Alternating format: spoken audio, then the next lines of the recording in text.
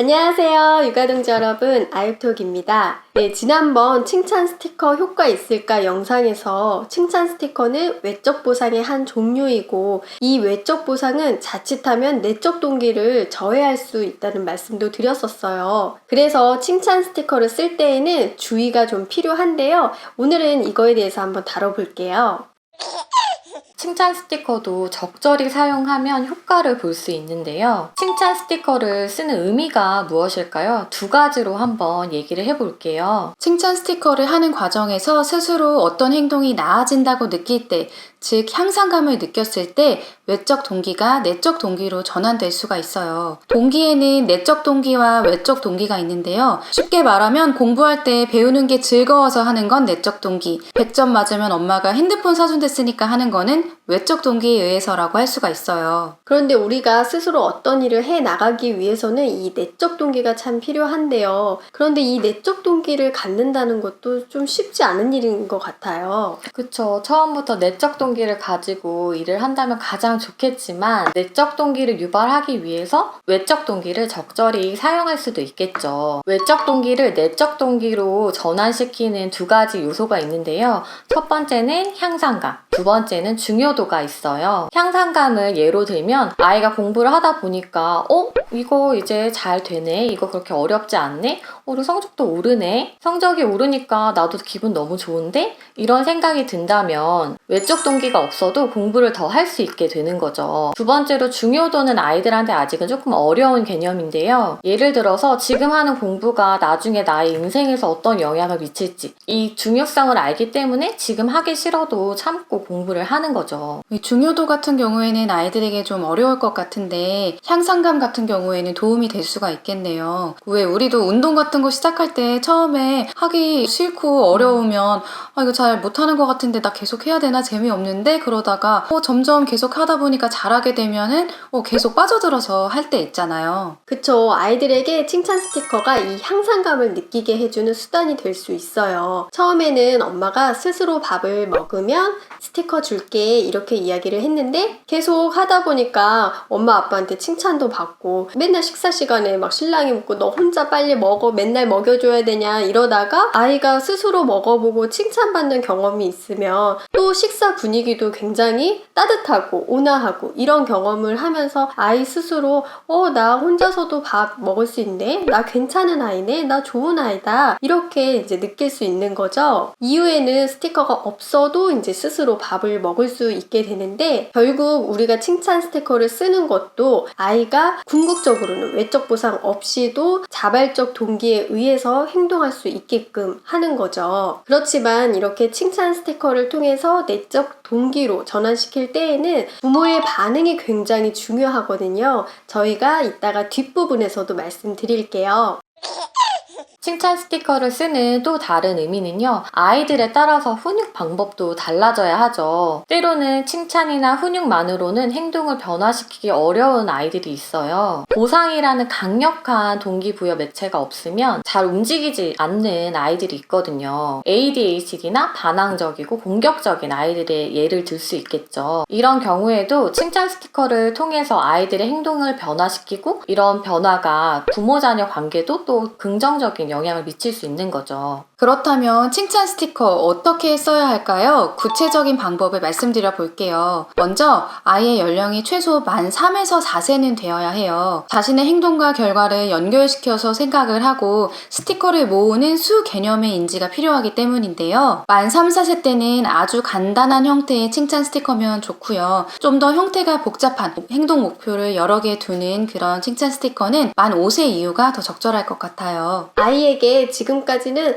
너가 좋은 행동을 했을 때 엄마 아빠가 말로만 칭찬을 해줬었는데 이제는 상을 같이 줄게 이렇게 말하면서 시작할 수 있어요. 그리고 어떤 일을 했을 때 스티커를 받을 수 있는지 이야기해보는 거예요. 이때 행동의 목표는 아주 구체적이어야 해요. 예를 들어서 엄마 아빠가 너 말 잘 들으면은 스티커 줄게, 착한 일 하면 스티커 줄게 이렇게 얘기하면 어떤 느낌이 드시나요? 착한 일이라는 게 애매모호할 수 있을 것 그쵸. 같아요. 나는 착하다고 생각했는데 엄마만 착하다고 생각하지 않을 수도 있고. 적절한 행동 목표의 예를 들어보자면, 가지고 논 장난감을 스스로 다 정리한다. 밥을 먹을 때 정해진 자리에서 끝까지 먹는다. 외출 후에 돌아와서는 손을 바로 씻는다. 이렇게 구체적인 목표를 정하는 거죠. 그런데 행동 목표의 난이도가 너무 어려우면 안 됩니다. 아이가 조금 노력하면 달성할 수 있는 목표들로 해야 되는데요. 난이도가 너무 어려우면 아이가 좌절할 수 있거든요. 만약에 목표를 세우고 시작했는데 아이가 스티커를 자꾸 못 받는 상황이 발생한다. 그럼 이 목표가 우리 아이에게 너무 어려웠던 건 아닌가 생각을 해보셔야 돼요. 또 행동 목표의 개수는 어릴수록 적게, 한두 개 정도가 적당한데요.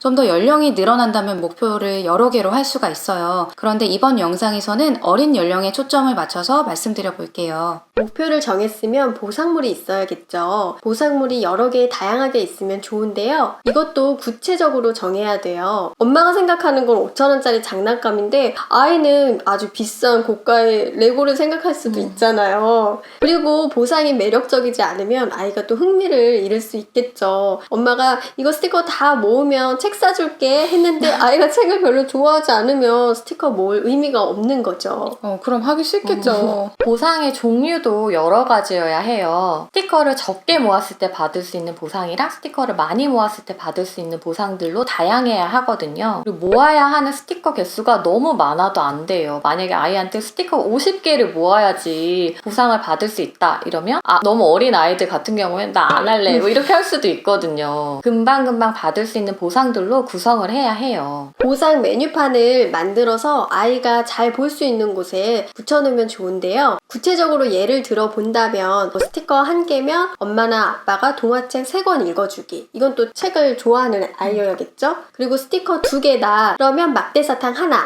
만약에 스티커 4개다. 그러면은 문방구에서 뽑기 1번. 또는 캐릭터 카드 1팩. 스티커 6개면 스티커북이나 아니면은 색칠북 하나. 스티커 8개면 이제 많이 모았죠. 그러니까 뭐 극장에서 영화 보기 또는 쿠키 만들기. 이렇게 정해볼 수 있어요. 처음에는 아이들이 하루 이틀에 스티커를 소진하다가 나중에는 스티커를 좀 더 모으면 좀 더 큰 보상을 얻을 수 있겠구나 이렇게 생각하면서 자연스럽게 그 큰 보상을 얻기 위해서 이제 아이들이 참을 수 있거든요. 이 참는 능력이 결국에는 아이의 만족 지연 능력을 기를 수 있는 기회가 될 수 있습니다. 이렇게 칭찬 스티커 쓰는 방법에 대해서 알아봤는데요. 칭찬 스티커를 쓸 때 꼭 주의해야 하는 점들도 있겠죠. 중요한 거는 아이들에게 칭찬 스티커를 사용할 때 결과에 초점을 두는 게 아니라 과정에 초점을 둬서 칭찬을 해주는 거예요. 칭찬 스티커는 사실 누가 시키지 않아도 아이들이 자발적으로 그 행동을 하기를 바라는 게 가장 궁극적인 목표잖아요. 아이가 목표 행동을 했을 때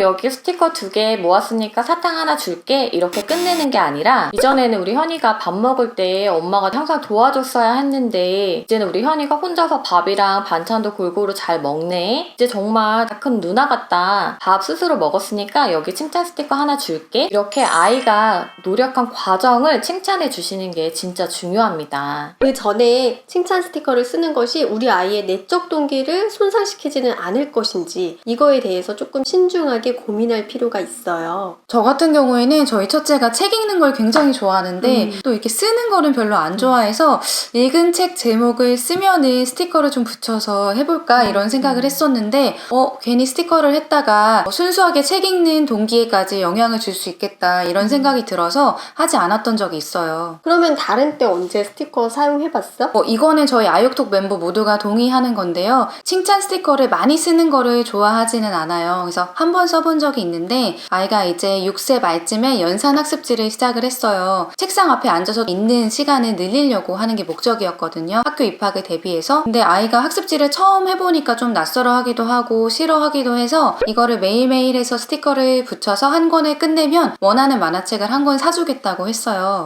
그래서 이게 잘 역할을 했나요?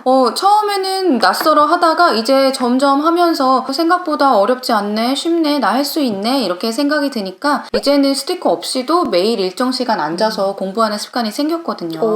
주의할 점 또 한 가지는 칭찬 스티커로 비교하지 않는다는 겁니다. 형제 자매와 같이 칭찬 스티커를 하는 경우도 많은데요. 이럴 때 누가 적게 모았나 누가 많이 모았나 이렇게 비교하는 경우가 있어요. 근데 칭찬 스티커 자체는 아이의 좋은 행동이 많이 일어나게 하는 게 목적인데 텐데 경쟁은 이런 목적에 맞지 않겠죠. 그리고 스티커로 뺏거나 협박하지 않아야 합니다. 아이가 목표 행동대로 잘 하지 않았을 때 부모님께서 너 이래가지고 스티커 받을 수 있겠어? 너 이런 식으로 하면 스티커 하나 뺏을 거야? 이렇게 하시면 안 된다는 거죠. 또 스티커를 붙일 때에는 아이가 그 행동을 한 직후에 바로 붙여주셔야 해요. 엄마 지금 바쁘니까 이따 밤에 붙여줄게, 아니면 이따 나중에 줄게, 이렇게 하면 안 되고요. 아이가 장난감을 정리했다 이러면 우리 현이가 장난감 혼자 다 정리했네, 현이 덕분에 방이 너무 깨끗해져서 엄마도 기분 너무 좋다, 우리 이제 스티커 판에 스티커 붙이러 같이 갈까? 하고는 아이가 그 행동을 한 후에 즉시 스티커를 붙여주셔야 합니다. 네, 오늘 칭찬 스티커에 대해서 자세히 알아봤는데 어떠셨나요?